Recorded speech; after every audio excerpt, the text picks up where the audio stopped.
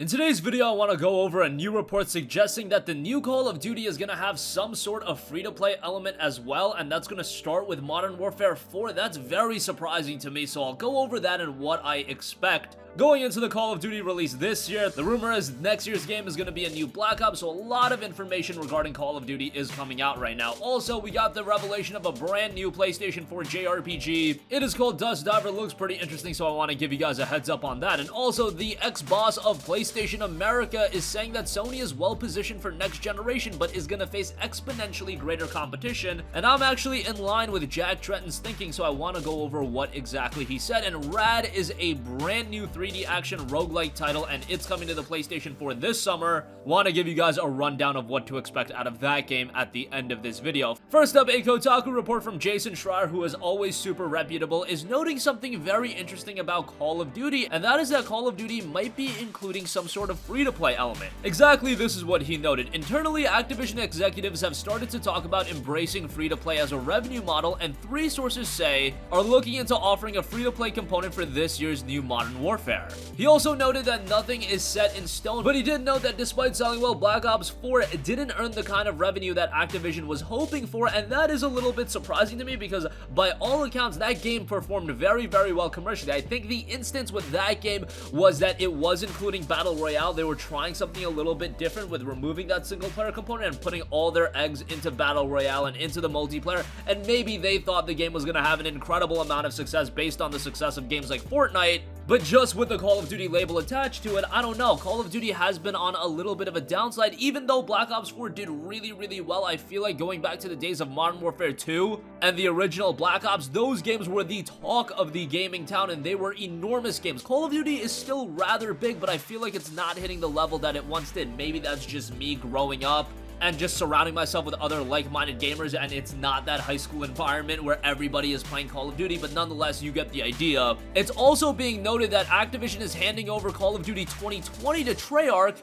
and that studio is going to transform whatever Sledgehammer and Raven was working on into Call of Duty Black Ops 5, so that's surprising as well. If they're continuing the Black Ops line of games, seemingly Black Ops did do well enough, but they do have to revitalize the franchise somehow, given that if you just do multiplayer game after multiplayer game, I don't know how much longer this series is going to last. It's still going to be a major franchise, don't get me wrong, but I do see some diminishing returns over doing Call of Duty games every year, and remember, they've been putting out Call of Duty games consistently every year going back to 2007. It is now time for Call of Duty 2019, and we're already talking about Call of Duty 2020. Outside of sports games, Call of Duty is as close to a yearly release of consistency that I've seen ever in gaming. I mean, at a time we were getting like games like Guitar Hero every year, but obviously you saw what happened in that franchise. Outside of that and outside of the sports games, what franchise really sees a consistent yearly releases like Call of Duty does? You don't see that with Battlefield, you don't see that with games like Destiny, Titanfall, whatever the case may be.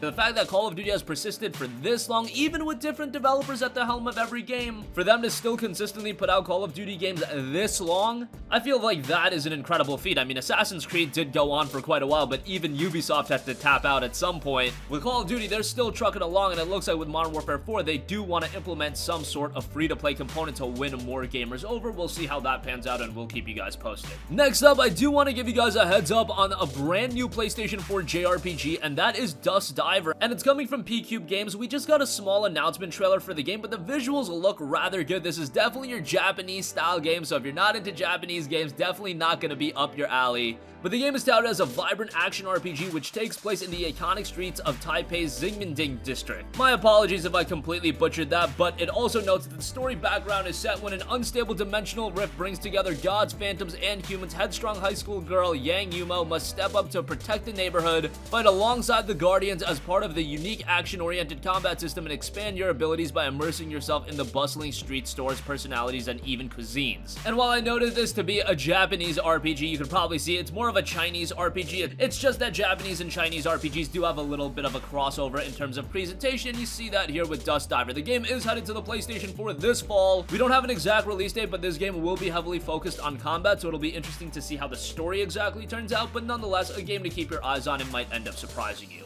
Next up, I really wanted to take a look at an interesting interview with former president and CEO of Sony Computer Entertainment America, Jack Tretton. This was an interview conducted by GamesBeat, and one piece he said I really wanted to take a look at, and here's what it is. In regards to how Sony is going to do next generation, quote, I think they're very well positioned. The leader of the prior generation is always in a good position going into the new generation. From what I've read about the specs of PlayStation 5, it sounds impressive. Their business model obviously worked well for them last time around, and it doesn't look like they're going to deviate from that. They'll be well positioned, but I do think they'll face exponentially more competition than they did last time around. Microsoft should give them a better run for their money, and Stadia is a new wrinkle in the market that didn't exist in 2013. Nintendo is more relevant this time around. It's going to be a much more competitive market. There are new players, but they've learned some valuable lessons this generation. It should be great for everyone in the business, whether you're a developer or a gamer. It's going to keep everyone on their toes, and I completely agree with him. Going into next generation, I think everybody is just expecting it to be a slam dunk for PS5 to take over, but you have to consider the fact that Microsoft knows where they initially messed up with the Xbox One, and that's what caused the Xbox One to be such a gigantic flop.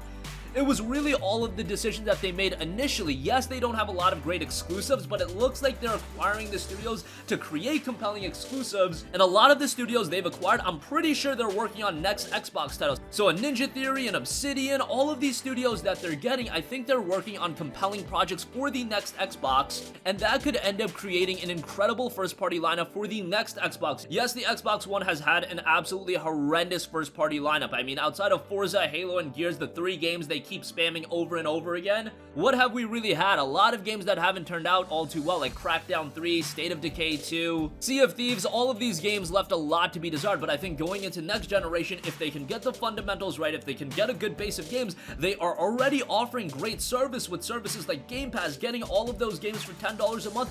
That is incredible. The service itself is on point. Now it's just time to create a compelling library of games, something that PlayStation definitely already has, but PlayStation is lacking in other areas, like no backwards compatibility. PlayStation Now leaves a lot to be desired, and we'll see. I think next generation PS5 definitely has the upper hand, but I think it's going to be a lot more competitive than people are thinking. And as Jack Tretton mentioned, Nintendo is still a threat to the market. However, in the case of Nintendo, it's interesting because I don't think they're a direct competitor to Xbox and PlayStation, because inherently, Nintendo platforms are just weaker. They're going to be missing out on a lot of games that the PlayStation 5 and next Xbox will have. So for most people, I think getting a PS5 or getting the next Xbox is going to be paramount, but do you really need to get both? Probably not, and that's really where the decision lies. Where Stadia fits into all of this, that's another different question. So next generation is going to be incredibly interesting, but I think the PlayStation brand is at a very good spot, but I think Microsoft is also prepping up to make some gigantic leaps and bounds over this generation. Also, and lastly, I do want to give you guys a heads up on a brand new 3D action roguelike game coming from Double Fine Studios, and that is Rad. Rad is coming August 20th to the PlayStation 4, and it's described as a 3D action roguelike set in a post-apocalyptic world where humanity has faced Armageddon not once but twice. The game touts that you'll journey into the follow a procedurally generated wasteland that holds the secrets of the past and answers for the future. Holding out for a hero, the future of humanity rests on your shoulders. Your characters will be many and all face permadeath in the wasteland, but ultimately one of them will save the world and become Rad. Alright, that's a little bit cringe, but nonetheless, the game looks rather interesting, and it is coming from Double Fine. They put out a lot of compelling projects in the past. This one will be coming to PlayStation 4 on August 20th, and it is being published by Bandai Namco, so a game that's probably going to hold up in price for quite a while, given that is usually the case with Bandai Namco games. But as we hear more about Rad, I will keep you guys up to date. Looks like it could be a pretty interesting title, a title that I'm sure won't be getting a lot of attention, as it actually releases just a week before Control and Shenmue 3, so I think the majority of the gaming audience is just going to be looking forward to those titles. But nonetheless, Rad dropping August 20th. And that's going to conclude this video. Again, is Call of Duty about to implement something free-to-play related? That's what Jason Schreier is reporting. Dust is a brand new PlayStation 4 Chinese RPG that's coming this fall. That trend says that PlayStation is positioned for great things next generation, but there's going to be a lot more competition, and I generally agree with him on that. And Rad will be hitting the PlayStation 4 on August 20th. That's going to conclude this video. Sound off with all of your thoughts in the comment section down below. Thank you for watching, and goodbye. Hey guys, we hope you enjoyed the video, and if you did, make sure to hit the subscribe button, and if you're already subscribed, do us a favor and hit the bell icon. This way you'll be notified whenever we post a new video. That's the best way to keep up with all of our uploads, and we usually try to upload 2 videos a day. And with the bell icon hit, you'll be notified whenever we do upload a video. As always, thanks for watching.